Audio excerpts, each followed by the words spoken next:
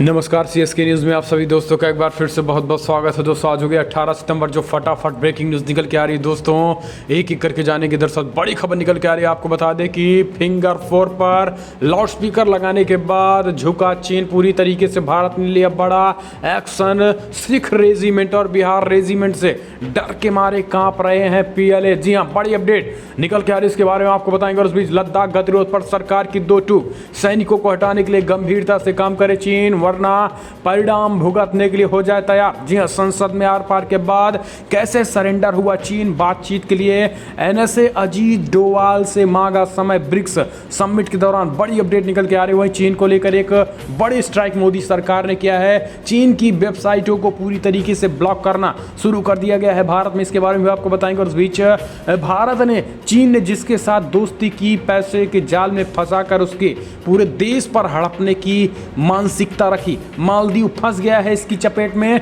पाकिस्तान भी आने वाले समय में बिकेगा। सब कुछ खबरें एक एक करके आपको विस्तार से बताएंगे कि आखिर कैसे सरेंडर होता दिख रहा है चीन, ये आपको बताएंगे। लेकिन उससे पहले छोटा सा निवेदन, अगर आपने चैनल को अभी तक सब्सक्राइब नहीं किया तो प्लीज सब्सक्राइब की लाल बटन दबाकर चैनल को सब्सक्राइब करें। और अगर आप भी मानते हैं कि प्रधानमंत्री मोदी के नेतृत्व में न केवल देश कोविड-19 को हराएगा बल्कि देश के दुश्मनों को भी मुंहतोड़ जवाब देने में पूरी तरीके से सक्षम है, तो इस वीडियो को दिल से लाइक करके अपना समर्थन दर्ज। दरअसल पहली बड़ी अपडेट निकल के आ रही दोस्तों, कोविड-19 के आंकड़े समझ लेते हैं। दरअसल देश भर में कोविड-19 का आंकड़ा 52,12,000 के आंकड़े पार कर गए हैं।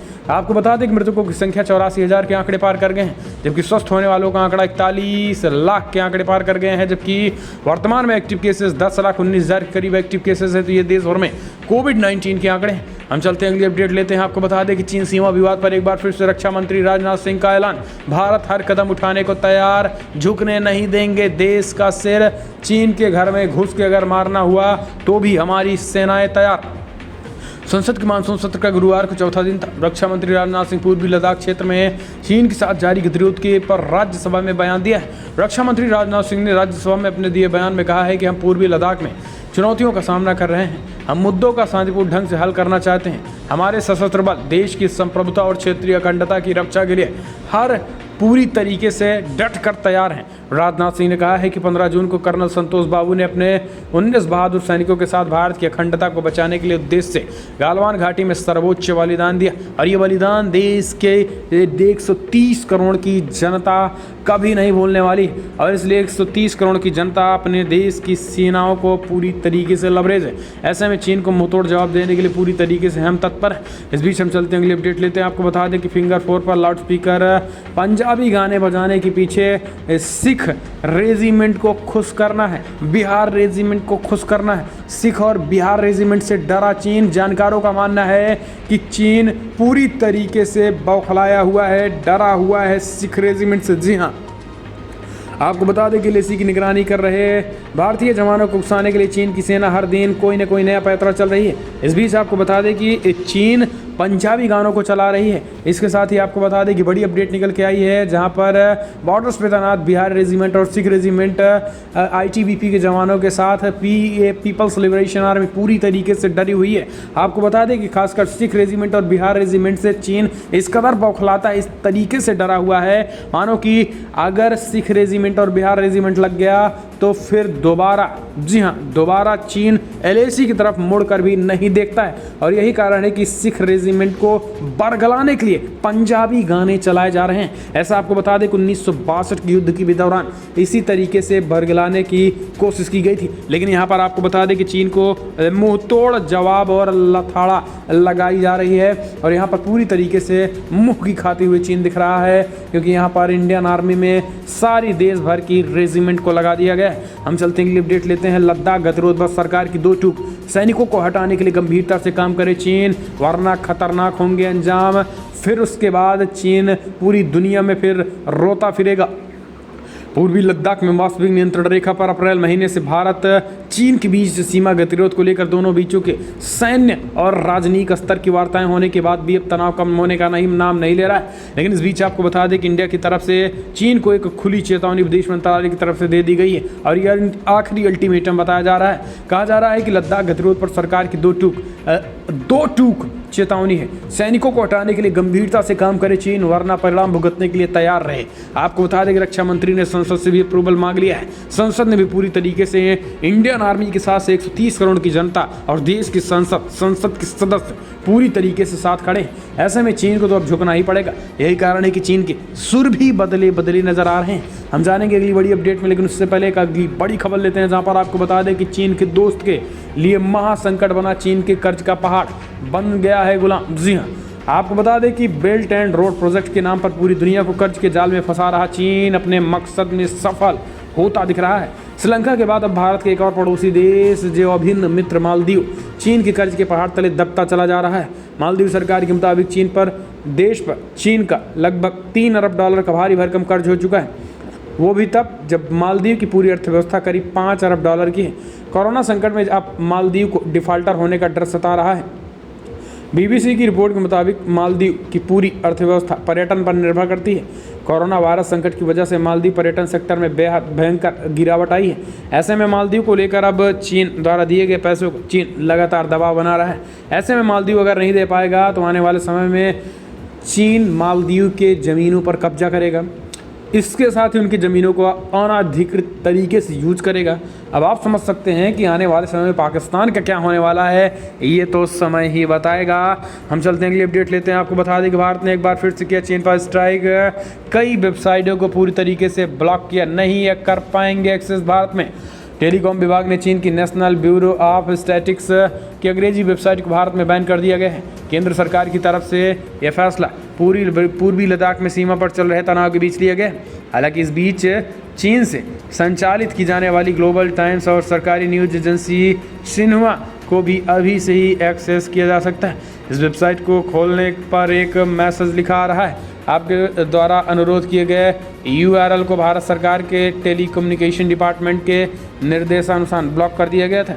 अधिक जानकारी के लिए एडमिनिस्ट्रेशन से संपर्क किया गया था। आपको बता दें कि चीन की तमाम वेबसाइटों को भारत में बैन करने का काम मोदी सरकार लगातार एक के बाद एक कर रही है। लेकिन इस बीच हम चलते हैं अगली अपडेट लेते हैं। आपको बता दें कि भारत के स्ट्राइक और भारत के आक्रामक रुख के बाद सरेंडर होती दिख रही है चीन। LAC पर NSA से बातचीत करने की लगाई गुहार। जिया, आपको बता दें कि ब्रिक्स की बैठक में एक बार फिर से चीनी NSA ने भारत के राष्ट्रीय सुरक्षा सलाहकार अजीत डोवाल से बात करने के लिए गिड़गिड़ाया है और अब फिलहाल भारत के NSA ने भी इसके लिए अप्रूवल दे दिया है। दरअसल दोस्तों, आपको बता दें कि लद्दाख में चीन कोर कमांडर स्तरीय वार्ता की तारीख की पुष्टि होने से इनकार करने के साथ सभी की निगाहें ब्रिक्स राष्ट्रों के राष्ट्रीय सुरक्षा सलाहकारों की बैठक पर टिक गई। अधिकारियों ने न्यूज़ 18 को बताया है कि ये राष्ट्रीय सुरक्षा सलाहकार अजीत डोवाल और उनके चीनी समकक्ष के बीच बैठक अगर अच्छी हुई तो वो चीन की प्रतिक्रिया की उम्मीद करेंगे। और एक अधिकारी ने यहाँ तक तो कहा है कि यह तो देर रात कल सुबह कुछ अस्पष्टता की उम्मीद हो सकती है। ऐसे में आने वाले समय में जो तनाव है उसको कम करने के लिए चारों तरफ से बातचीत चल रही है। हम चलते हैं अगली अपडेट लेते हैं। आपको बता दें कि हरसिमरत कौर के इस्तीफे और कांग्रेस के वॉकआउट के बीच किसानों से जुड़े 2 बिल को लोकसभा में पास किया गया। आपको बता दें कि विरोध के बीच किसानों से जुड़े 2 बिल लोकसभा में पास कर लिए गए हैं। कांग्रेस के सदस्यों ने इसका विरोध करते हुए सदन से वॉकआउट किया था। जो कि 2 बिल पास हुए वे कृषि उपज व्यापार और वाणिज्यिक विधेयक 2020 और कृषक सशक्तिकरण एवं संरक्षण कीमत आश्वासन समझौता और कृषि सेवा पर करार विधेयक 2020 है और अब इसे राज्यसभा में पास किया जाएगा। इसके साथ ही आपको बता दें कि दोपहर 3 बजे तक के लिए निचले सदन को स्थगित कर दिया गया है। हम चलते हैं अगली अपडेट लेते हैं। आपको बता दें कि कृषि बिल पास होने पर प्रधानमंत्री मोदी का बड़ा ऐलान।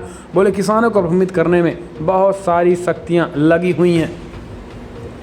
दरअसल भारी विरोध के बीच कृषि से संबंधित 2 बिल लोकसभा में पास हो गए हैं। बिल को मंजूरी मिलने के बाद प्रधानमंत्री मोदी ने ट्विटर के जरिए बड़ी बातें कही। उन्होंने कहा कि कुछ शक्तियां इसको लेकर भ्रमित करने में जुटी हैं। पीएम मोदी ने कहा है कि कृषि सुधार से किसानों को अपनी उपज बेचने के लिए नए नए अवसर मिलेंगे, जिससे उनको मुनाफा बढ़ेगा। लोकसभा में कृषि उपज व्यापार और वाणिज्यिक विधेयक 2020 और कृषक कीमत आश्वासन समझौता और कृषि सेवा पर करार विधेयक 2020 पर लंबी चर्चा हुई। इस दौरान बिल का विरोध करते हुए अकाली दल नेता हरसिमरत कौर बादल ने मोदी कैबिनेट से इस्तीफा दे दिया है। कांग्रेस समेत कई अन्य विपक्षी पार्टियों ने भी बिल का पुरजोर विरोध किया था। हम चलते हैं अगली अपडेट लेते हैं। आपको बता दें कि केंद्र ने सुप्रीम कोर्ट से कहा प्रिंट और इलेक्ट्रॉनिक से पहले डिजिटल मीडिया का नियमन हो। जी हाँ, दरअसल केंद्र सरकार ने गुरुवार को सुप्रीम कोर्ट को बताया है कि इलेक्ट्रॉनिक और प्रिंट मीडिया के लिए पर्याप्त रूपरेखा व न्यायिक निर्णय मौजूद है। सूचना एवं प्रसारण मंत्रालय की ओर से दायर जवाबी हलफनामे में कहा गया है कि अगर न्यायालय कोई फैसला लेता है तो ये पहले डिजिटल मीडिया के संदर्भ में लिया जाना चाहिए, क्योंकि इलेक्ट्रॉनिक मीडिया और प्रिंट मीडिया से संबंधित पर्याप्त रूपरेखा एवं न्यायिक निर्णय से पहले मौजूद है। इसमें कहा गया है कि मुख्य धारा के मीडिया इन्हें इलेक्ट्रॉनिक और प्रिंट में प्रकाशन प्रसंस्करण एक बार ही होता है, वहीं डिजिटल मीडिया की पाठकों दर्शकों तक पहुंच तेजी से होती है। व्हाट्सएप, ट्विटर और फेसबुक जैसी कई इलेक्ट्रॉनिक एप्लीकेशन की वजह से जानकारी के वायरल होने की भी संभावना रहती है। यह हलफनामा एक लंबित मामले में दायर किया गया है, जिसमें शीर्ष न्यायालय सुदर्शन टीवी के बिंदास बोल कार्यक्रम के खिलाफ दायर याचिका पर सुनवाई कर रहा था। हम चलते हैं अगली अपडेट लेते हैं। आपको बता दें, बड़ी खबर निकल के आ रही है, जहाँ पर राजस्थान पैलेस होटल डील मामले में अरुण शौरी को बनाया गया आरोपी। कोर्ट ने सीबीआई को दिए निर्देशियाँ। आपको बता दें कि पूर्व केंद्रीय मंत्री अरुण शौरी को एक मामले में आरोपी बनाने के लिए कोर्ट ने सीबीआई को निर्देश दे दिया है। दरअसल केंद्रीय जांच एजेंसी को एक स्पेशल कोर्ट ने राजस्थान के उदयपुर के लक्ष्मी विलास पैलेस के होटल के विनिवेश से जुड़े 2002 के इस मामले में एक ये निर्देश दिया। स्पेशल कोर्ट की तरफ से शौरी का नाम मुख्य आरोपी के तौर पर लिया गया। कोर्ट का कहना है कि इस मामले में पूर्व नौकरशाह प्रदीप बैजल और होटलियर ज्योत्सना सूरी के भी नाम शामिल हैं, इसलिए उन पर एफआईआर दर्ज की गई है। हम चलते हैं अगली अपडेट लेते हैं। बड़ी खबर निकल के आ रही है दोस्तों, आपको बता दें कि महाराष्ट्र सरकार के नोटिस पर अर्णव गोस्वामी का बड़ा बयान। उद्धव ठाकरे मुझे आजमा रहे हो, मेरे इरादे चट्टान से भी है मजबूतियाँ। दरअसल बौखलाई उद्धव सरकार अब रिपब्लिक मीडिया को रोकने की भरसक कोशिश कर रही है। दरअसल महाराष्ट्र के मुख्यमंत्री उद्धव ठाकरे की सरकार की तरफ से रिपब्लिक मीडिया नेटवर्क के संपादक अर्णव गोस्वामी को विशेषाधिकार हनन का नोटिस भेजा गया।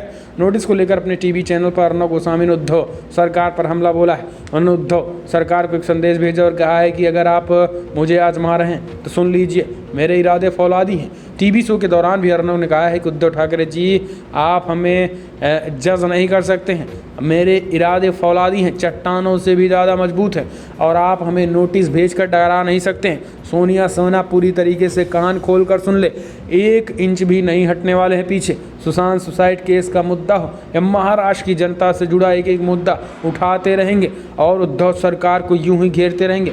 दम है तो रोक लो ठाकरे, इस तरीके से उन्होंने अपने शो में बोलता पूछता है भारत में बड़ा हमला ठाकरे पर बोला है।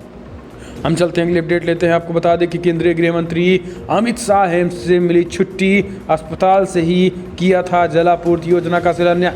आपको बता दें कि केंद्रीय गृह मंत्री अमित शाह को all India of institute of medical sciences यानी एम्स हॉस्पिटल से डिस्चार्ज कर दिया गया।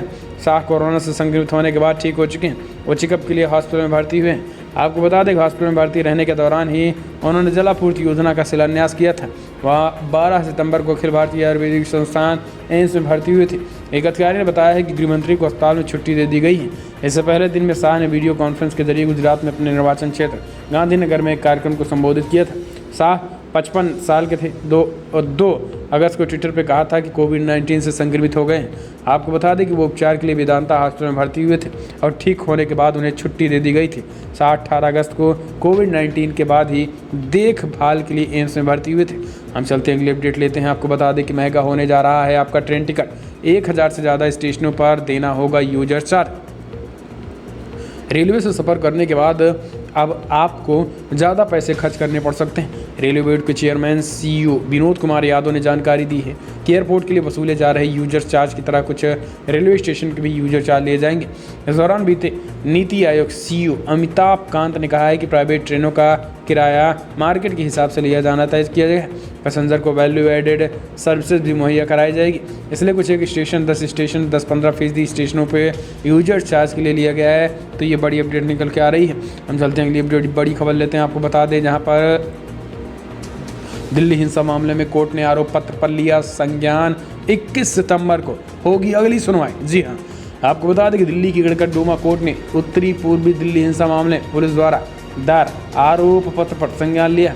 दिल्ली पुलिस ने आम आदमी पार्टी के पूर्व पार्षद ताहिर हुसैन समेत अन्य आरोपियों के खिलाफ यूएपीए के तहत आरोप पत्र दायर किया है। आपको बता दें कि कोर्ट ने दिल्ली पुलिस को निर्देश किया है कि वो आरोपियों के आरोप पत्र की प्रतिबंध प्रतियां उपलब्ध कराएं।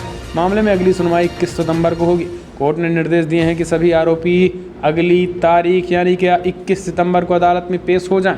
दिल्ली दंगों की साजिश के सिलसिले में जल्द ही 6 और आरोपियों के खिलाफ आरोप पत्र दाखिल किया जाएगा, जो कि एक बड़ी अपडेट निकल के आ रही है। हम चलते हैं अगली बड़ी खबर लेते हैं। आपको बता दें कि भारतीय रेल और निवेशक दोनों के पक्ष में है रेलवे का निजीकरण। नीति आयोग के सीईओ का बड़ा बयान। दरअसल आपको बता दें कि भारतीय रेलवे में निजीकरण को लेकर बृहस्पतिवार को नीति आयोग के सीईओ अमिताभ कांत ने प्रेस वार्ता की। इसमें अमिताभ ने पब्लिक प्राइवेट पार्टनरशिप के तहत होने वाले फायदों को गिना है। अमिताभ ने कहा है कि देश में अपनी तरह की पहल है, जहां भारतीय रेलवे के बुनियादी ढांचे का उपयोग करके निजी कंपनियां आधुनिक प्रौद्योगिकी की सवारी रेलगाड़ियों का परिचालन करेंगी। उन्होंने कहा है कि भारतीय रेलवे का आधुनिकीकरण हर किसी के लिए एक जीत की स्थिति होगी। क्वालिटी ट्रेन सेवाएं, नई तकनीकी एंड वैल्यू एडेड सेवाएं यूजर्स के अनुभव को बढ़ाएंगी। तो इस तरीके से उन्होंने कहा है कि फिलहाल निजीकरण का विरोध ना करें, निजीकरण को ध्यान से समझें। हम चलते हैं अगली अपडेट लेते हैं। बाहुबली पूर्व सांसद अतीक अहमद को एक और ड्रीम प्रोजेक्ट जमी दोस्त, पत्नी के नाम कोल्ड स्टोरेज पर चले बुलडोजर। जी हाँ, आपको बता दें कि गुजरात के अहमदाबाद जेल में बंद बाहुबली अतीक अहमद के खिलाफ पुलिस और प्रशासन की कार्रवाई लगातार जारी है। 5 बार के विधायक और 1 बार देश के पहले प्रधानमंत्री पंडित जवाहरलाल नेहरू की संसदीय सीट फूलपुर से सांसद निर्वाचित हो चुके बाहुबली अतीक अहमद का साम्राज्य लगातार बिखरता जा रहा है। योगी सरकार के निर्देश पर इन दोनों यूपी के जिन बड़े माफियाओं और आरोपियों के खिलाफ अभियान चलाया जा रहा है, उनमें भूमाफियाओं घोषित हो चुके हैं। आपको बता दें कि आईएस गैंग के सरगना बाहुबली अतीक अहमद का भी नाम शामिल है। पुलिस और प्रशासन लगातार बाहुबली की आर्थिक कमर तोड़ने की दिशा में कार्रवाई कर रहा है। बाहुबली अतीक अहमद के गैंग के सदस्य और उनके करीबी मोहम्मद अब्बास खान के सिविल लाइंस स्थित शॉपिंग कॉम्प्लेक्स मैक टावर को सील करने के बाद प्रयागराज विकास प्राधिकरण ने उनके ड्रीम प्रोजेक्ट किसान कोल्ड स्टोरेज पर भी सरकारी बुलडोजर चला दिया। हम चलते हैं अगली अपडेट लेते हैं। दुनिया भर में कोविड-19 के जो आंकड़े निकल के आ रहे दोस्तों, 2,99,10,000 कन्फर्म केसेज हो चुके हैं। मृतकों की संख्या 9,41,000 करीब हो चुकी है। यूनाइटेड स्टेट में 65,53,000 कन्फर्म केसेस, 1,96,000 करीब लोगों की मौत हो गई है। इंडिया में 51,18,000 कन्फर्म केसेस, 83,000 करीब लोगों की मौत हो गई है। ब्राज़ील में 44,21,000 कन्फर्म केसेस, 1,34,000 करीब लोगों की मौत हो गई। जबकि रसिया में 10,85,000 करीब लोगों के संक्रमित हो, वहीं 19,000 करीब लोगों की मौत हो गई। तो दुनिया भर में कोविड-19 के आंकड़े। तो दोस्तों फिलहाल बड़ी खबर इतना ही, लेकिन अगर आपको वीडियो पसंद आए तो लाइक करें, शेयर करें, कमेंट के माध्यम से आप अपनी राय देना ना भूलें। इस वीडियो इतना ही। जय हिंद, वंदे मातरम।